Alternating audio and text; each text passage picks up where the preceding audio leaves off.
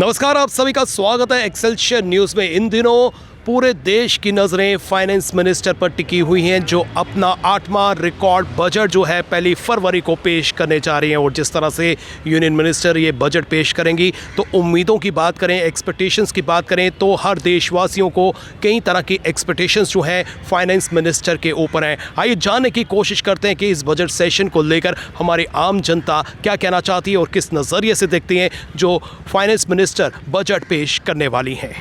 जैसे पिछले बजट हुए हैं कि लोगों को काफ़ी उम्मीद होती है कि भी जो बजट आएगा, ख़ास करके जो मध्यम वर्ग के लोग हैं उनकी बेहतरी के लिए आएगा, और कुछ युवाओं को आशाएं होती हैं। पर हमने काफ़ी जो इनके 2014 के बाद जो इनका बजट जो हमने जो ये लोग को लेकर आए, उसमें ऐसी कोई स्कीमें नज़र नहीं आई जिससे कि भी युवा वर्ग का भला हो, गृहिणी का भला हो सके, और ख़ास करके जो सीनियर सिटीजन्स हैं।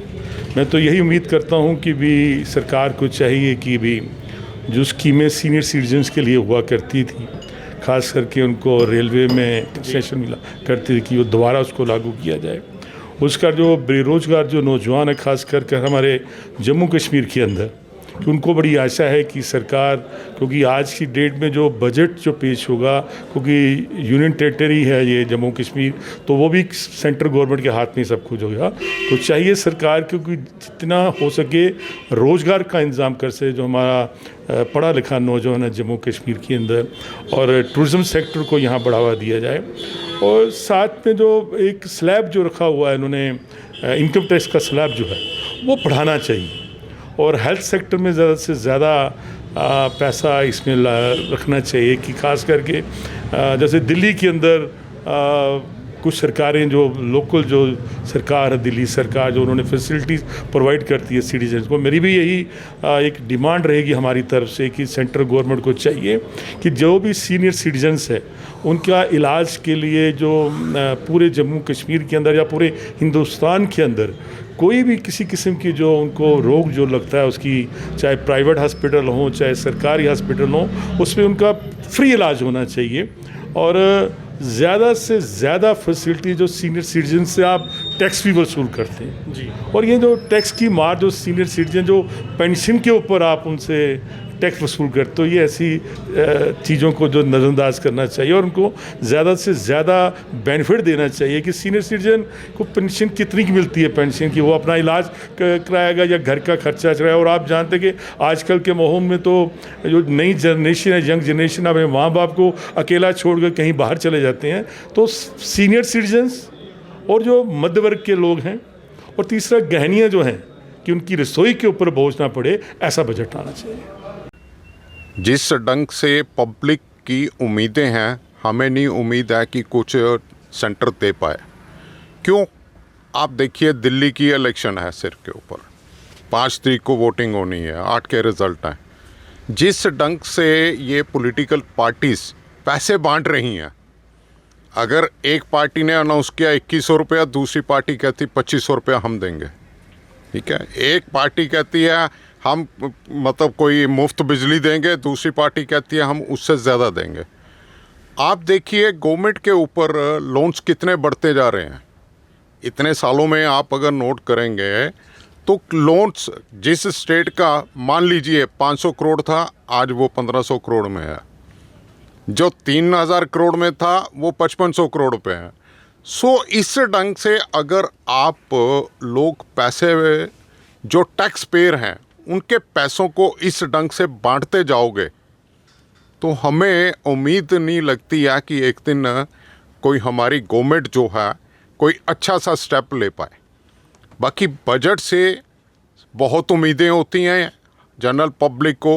जो रोज़ लगने वाली चीज़ें हैं उनके ऊपर टैक्स का लेवल जो है वो उसका उम्मीद रखते हैं कि ये कम हो जाए। गैस का है, जैसे गैस का आगे से लेवल थोड़ा सा 100-200 रुपया कम किया, अब एक्सपेक्टेशन है कि और कम होना चाहिए। तेल है, दालें हैं, जो मतलब रोज़ लगने वाली चीज़ें हैं उनके ऊपर टैक्स का जो लेवल है, अगर गवर्नमेंट बांट ही रही है, अगर इलेक्शंस में बांट रही है तो यहाँ भी बांटने चाहिए। तो जो टैक्स की ड्यूटीज़ हैं वो भी कम होनी चाहिए। अब देखिए, बनाने को ये कहते हैं यूनियन टेरिटरी है, ठीक है। आप बेसिक पॉइंट पे लीजिए। आज ये कहते हैं कि यूनियन टेरिटरी में सबके रेट सेम होंगे।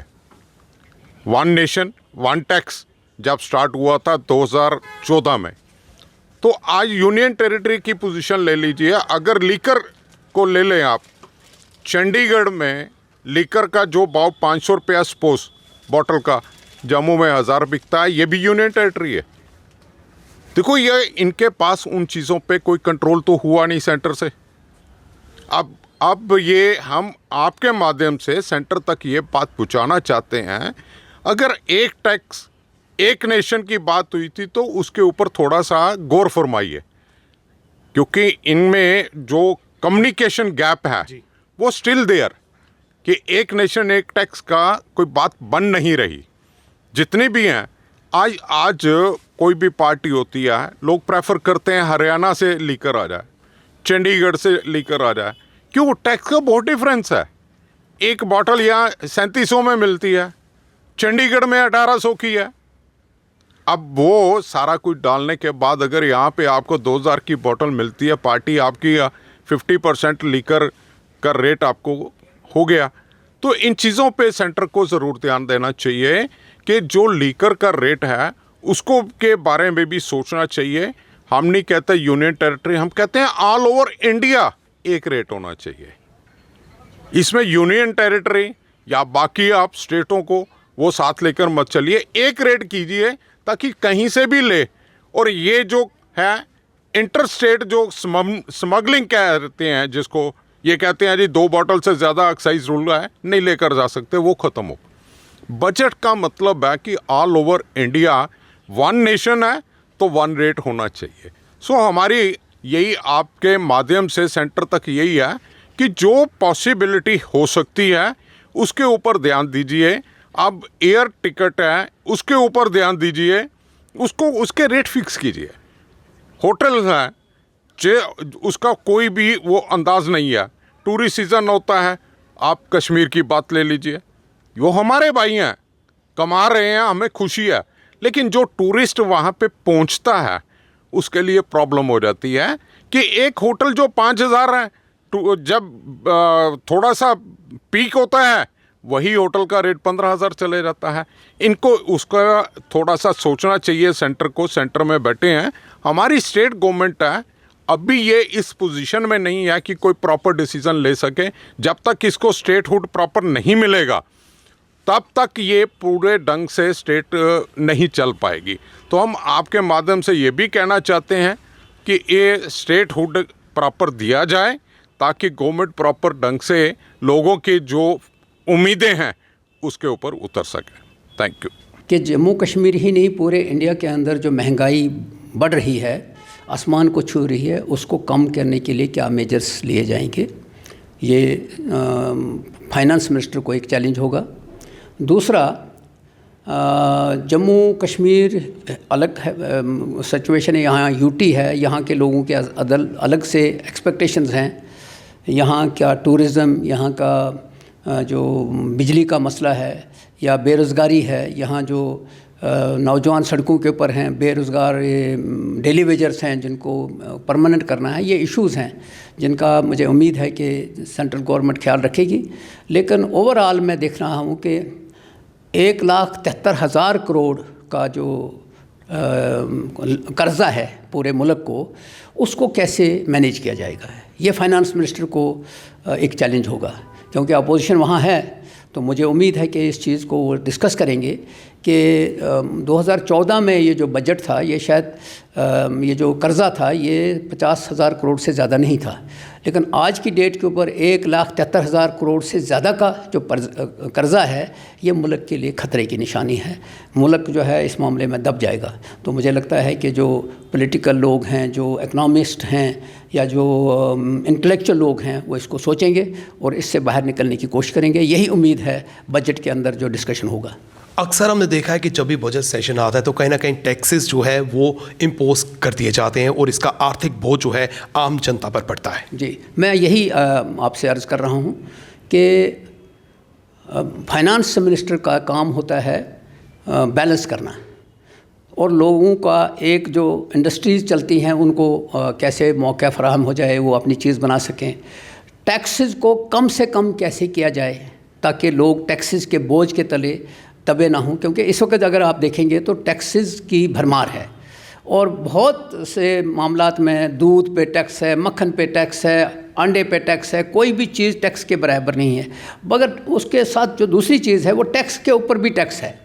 तो मैं समझता हूँ कि फाइनेंस मिनिस्टर साहिबा का जो ये बजट है, चूँकि पिछले 10 साल से तो वही पेश करती आ रही हैं, पहले जटले साहब थे, तो अब मैं समझता हूँ कि शायद आज की डेट के ऊपर एक नया बजट होना चाहिए और लोगों की एक्सपेक्टेशन के अगर देखें तो वो ये है कि महंगाई कैसे कम हो ताकि आम आदमी की ज़िंदगी जो है वो इस बोझ तले से निकल पाए। हम इस बजट सेशन से बहुत उम्मीद रखते हैं, जैसे हो गया कि जैसे हमारे एजुकेशनल में है, जैसे हमारे फाइनेंस में है, हम चाहते हैं कि हमारी डेवलपमेंट हो जम्मू में।